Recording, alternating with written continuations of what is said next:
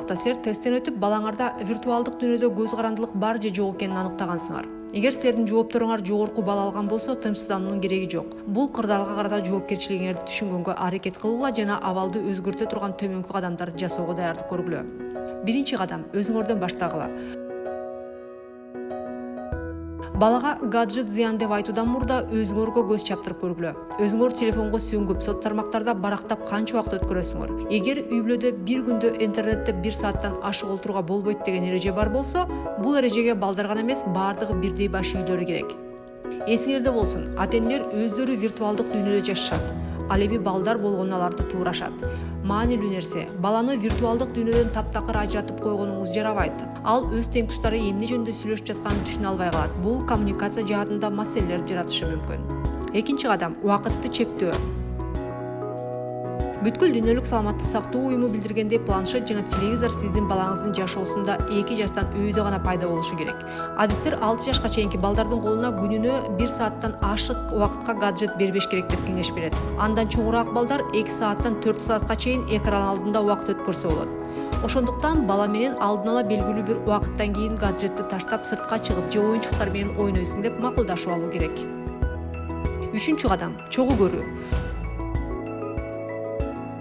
Бул аткарууга эң кыйын болгон эрежелердин бири. Анткени ата-энелер көбүнчө гаджетти өз жумуштарын бүтүрүү үчүн же балага туура келбей турган өздөрү кызыккан видеолорду көрүү үчүн колдонушат.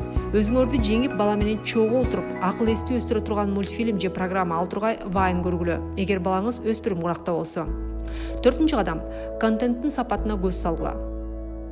Көргөнгө сапаттуу контент тандагыла. Графикасы, үнү жана логикалык элементтери талаптагыдай болушу керек. Балдар силерге ишенгендей болуш үчүн балдар үчүн пайда болгон санариптик жаңылыктарга көз салып тургула. Кээде тематикалык форумдарды карап, балдар оюндары туурасында көптү билип, популярдуу контенттин персонаждары жана каармандары туурасында кабардар болуп тургула. Бешинчи кадам — балага кызыктуу болгон башка ишмердүүлүктөрдү тапкыла.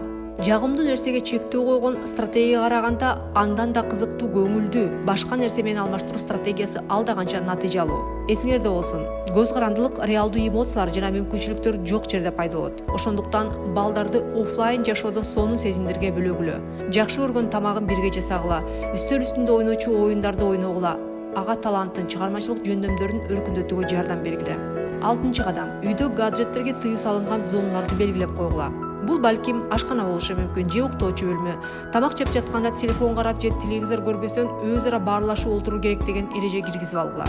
Эң башкысы, өзүңөр бул эрежени так аткаргыла. Уктаар алдында мультфильмдин ордуна балага китеп окуп бериңиз же чогуу китеп окугула.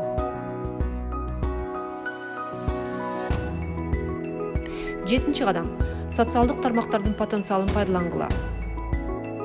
Социалдык тармактарда болуу өздүгү эми калыптанууга үйрөнүп жаткан жана сырттан буга колдоо издеген өспүрүм бала үчүн өтө маанилүү. Эгер ушул тапта сиз анын жанында болсоңуз, ал тармактык жашоонун принциптерин жакшыраак түшүнүп, бир катар катыларды алдын алат. Тармактан дароо жылуу алууга болбойт.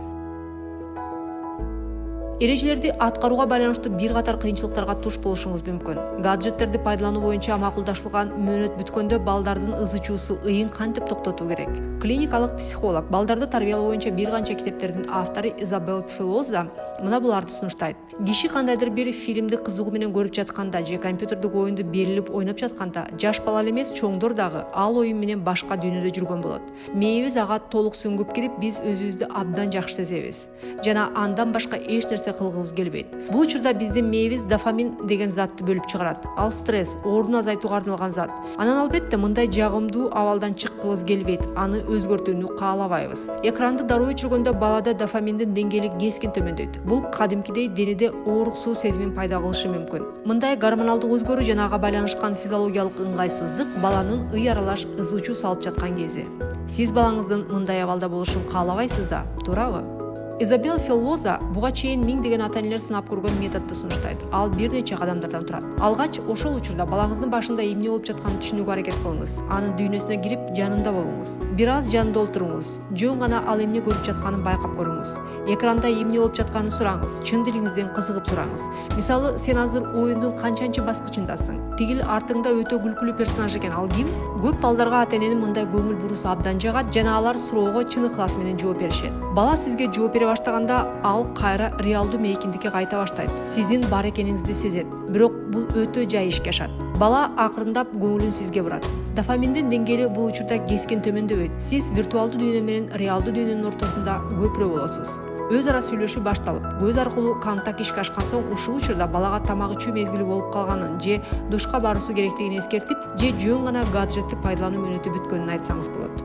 Эсиңизде болсун, тыюу салуу эч кандай пайда алып келбейт. Бир жагынан алганда, гаджет менен интернетти баланын жашоосунан таптакыр алып салуу алардын социалдашуусуна кыйынчылыктар жаратышы мүмкүн. Баланын маалымдуулугун азайтып жана жалпы эле мүмкүнчүлүктөрүн алдаганча кыскартат. Ошондуктан бул жерде ата-энелер өз мисалы менен диджитал заманда гармония менен жашаганды балага үйрөтүлөрү абдан маанилүү.